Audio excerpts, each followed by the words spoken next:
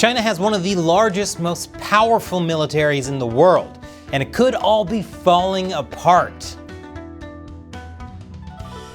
Welcome to China Uncensored. I'm Chris Chappell. This episode is sponsored by Surfshark. Whenever you go online, you should be using a VPN like Surfshark to cover your tracks and protect your identity. I'll tell you more at the end. But boy, do we have big news today. The Chinese Communist Party just expelled two former defense ministers for corruption. They were Fenghe and Shangfu. I can't stress enough how big this is. It points to dangerous fissures within the Chinese Communist Party and possibly crippling corruption within the CCP's People's Liberation Army. You know what that means? It's time for another episode of the people's favorite communist soap opera, General Hostility. Previously on General Hostility, the Chinese Communist Party is in turmoil. Former Chinese leader and human toad Jiang Zemin may have finally croaked, but he's still haunting Xi Jinping. Jiang created a web of corruption within the Communist Party and its military that aimed to take down Xi Jinping when he came to power in 2012. But Xi fought back, launching a so-called anti-corruption campaign that targeted millions of Communist Party members, many of whom were part of Jiang Zemin's political faction. But it failed. Corruption endures, and now even people Xi considered allies are stabbing him in the back. Oh, I missed you, General Hostility. Still the best soap opera ever. So, let's get into it. A recent party meeting on June 27th made three major announcements. One, they announced the date of the third plenum of the 20th Central Commission. Don't worry if that sounds like gobbledygook, I'll explain that in a moment. Two, they discussed the issue of comprehensively deepening reforms and promoting Chinese-style modernization, which also sounds like gobbledygook. And three, they announced corruption charges against Shangfu and Fenghe. I'll go through the first two quickly because you need that context. The third plenum is a regularly scheduled major meeting of the Communist Party. It traditionally deals with the economy, and it was supposed to be held sometime between September and November of last year, based on precedent going back to 1977. But it was mysteriously delayed and only just announced that it would be this month instead. Why? Well, late last year, the party was struggling with a number of crises. Tensions between the US and China were high following the spy balloon incident. The US was restricting China's access to advanced technology. China was getting caught up in Russia's ongoing invasion of Ukraine, and there had just been a series of high-profile purges in the CCP's military, including Shangfu. For clarity, last year, Li was fired as China's defense minister. Last week, Li was purged from the Communist Party itself, which is a much bigger deal. Beijing couldn't have held the third plenum then because the CCP needed time to figure out how to deal with the unprecedented political and economic challenges it was facing. The second point, the draft decision on comprehensively deepening reforms and promoting Chinese-style modernization.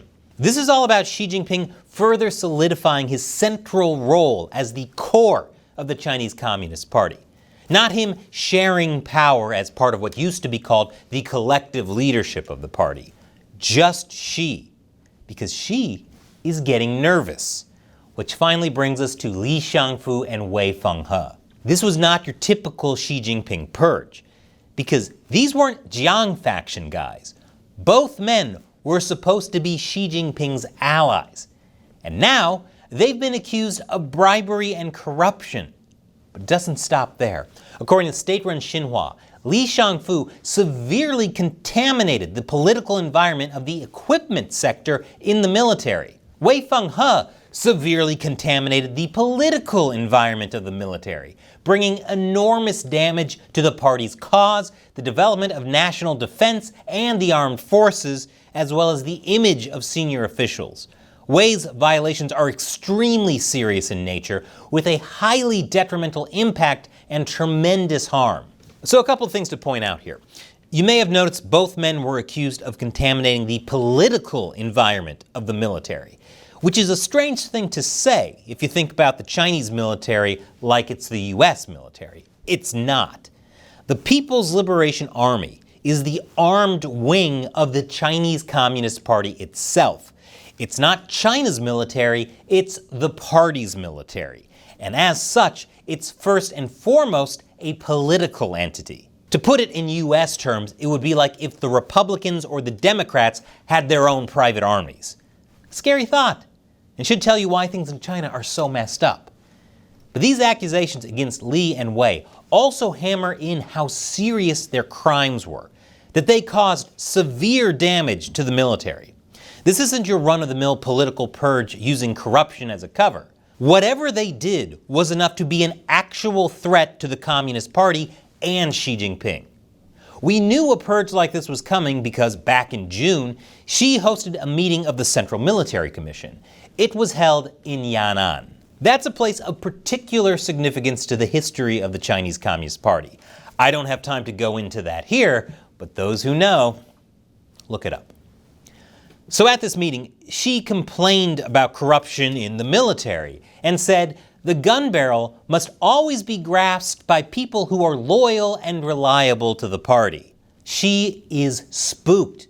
He's spent the past decade trying to purge corruption in the party and its military that grew under the control of Jiang Zemin.